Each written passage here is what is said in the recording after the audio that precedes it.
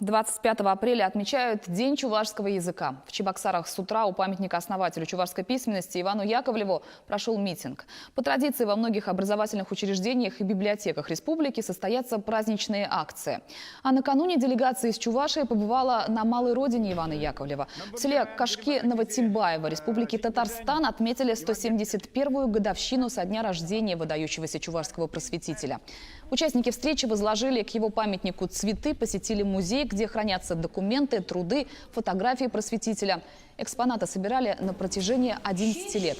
В Чебоксарах сегодня написали тотальный диктант по чувашскому языку. Автор текста – писатель и журналист Владислав Николаев.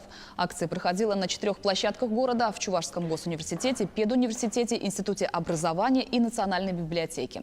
В Чувашском педуниверситете, например, в акции приняли участие около 200 человек. В основном это студенты и преподаватели вуза. Многие отмечают, текст оказался несложным и с диктантом справились за 40 минут. Но главная цель – это не столько проверка грамотности, сколько привлечение внимания к родному языку.